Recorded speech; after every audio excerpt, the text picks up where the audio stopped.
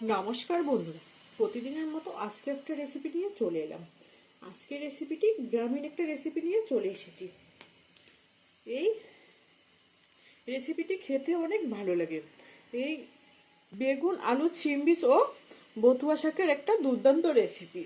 এই রেসিপিটি যখনই আমরা গ্রামে বেড়াতে যাই আর যখনই এই শীতকালে এই বথুয়া শাকটা পাওয়া যায়, তখন এই রান্নাটি আমাদের গ্রামের বাড়িতে রান্না করা হয়। তো গ্রামের বাড়ি থেকেই বেগুন আর এই শাকটা পাঠিয়েছে। তো ভাবলাম যে না, আজকে এই রেসিপিটি করে দেখাই। এই জন্য এখানে আমি বেগুনটা নিয়ে নিয়েছি। এই বেগুনটা খেতে কিন্তু অসাধারণ।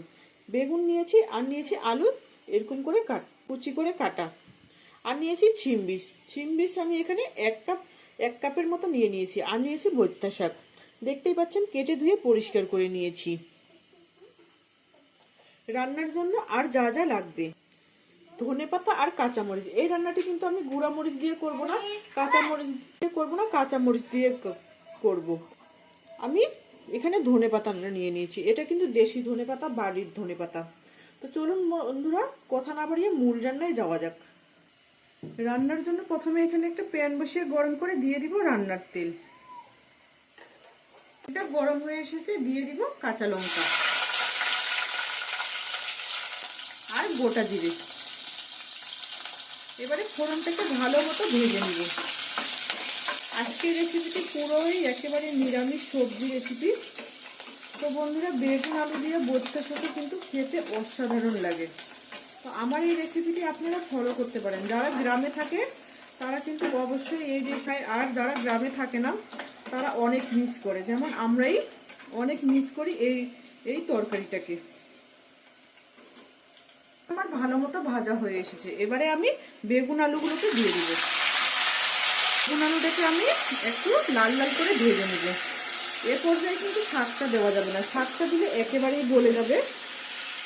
শিমবিচিটাও এখন দিব না, শিমবিচিটা একটু গোটা গোটা থাকবে, তাইলে খেতে ভালো লাগবে। আর এই তরকারিটা রান্না করতে কোনো মশলা লাগে না, শুধু গোটা জিরেটা লাগে আর একটু জিরে গুঁড়া হলেই হয়ে যায়। আর বাড়তি কোনো মশলার ঝামেলা নেই।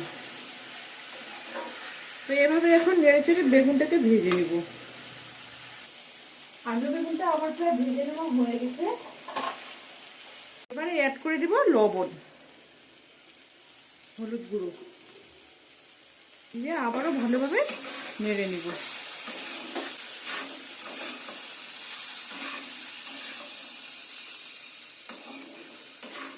এবারে আমি আলু বেগুনটা সিদ্ধ করার জন্য জল দিয়ে দিব। এখানে আমি হাফ কাপ জল দিলাম।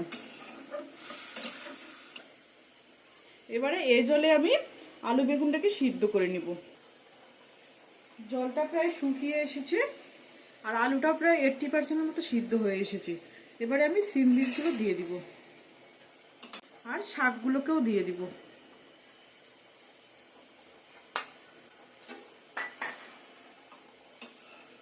শাকগুলোকে দেওয়ার পর ঢেকে দিয়ে কিছুক্ষণ রান্না করব। কিছুক্ষণ পর ফিরে আসলাম। শাকটা দেখতেই পাচ্ছেন একেবারেই কমিয়ে এসেছে আর শাক থেকে কতটা জল বেরিয়ে এসেছে।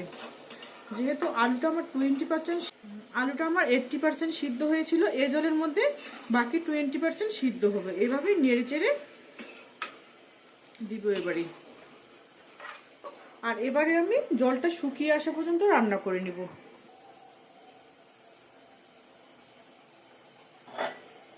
জলটা শুকিয়ে এসেছে, এবারে নেড়ে চেড়ে একটু কষিয়ে নিব সবজিগুলোকে।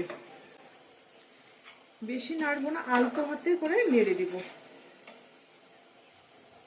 আমার আলু, শাক, শিম বীজটা সবগুলো কিন্তু সিদ্ধ হয়ে গেছে।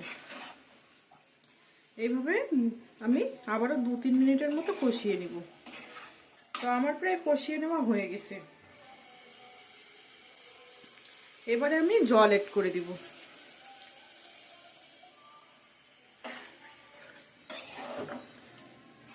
একটু ঝোল দিয়ে কিন্তু মাখো মাখো হবে, বেশি ঝোল হবে না। তো জলটা দেওয়ার পর আমি একটু নেড়ে চেড়ে দেবো। আমি এখানে আরেকটু পরিমাণ জল অ্যাড করে দিব।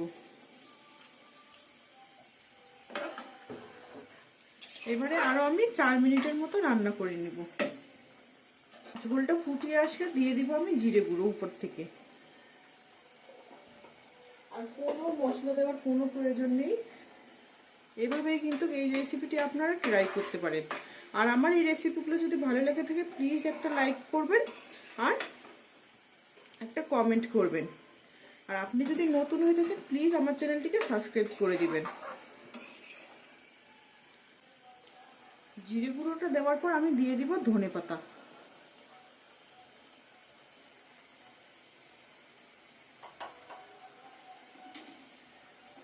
দেওয়ার পর নেড়ে দিব।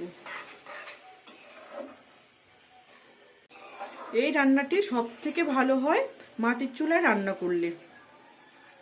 এই রকম সবজি থাকলে আর কোনো কিছু লাগে না। যখন গ্রামের বাড়িতে যাই তখন কিন্তু এগুলা থাকলে আর অন্য কোনো কিছুর প্রয়োজন হয় না। তো রান্নাটা আমার আজকে হয়ে গেছে, এই পর্যন্তই। দেখা হবে অন্য কোনো রেসিপি নিয়ে। ততক্ষণে ভালো থাকবেন, সুস্থ থাকবেন। Thank you for watching my video.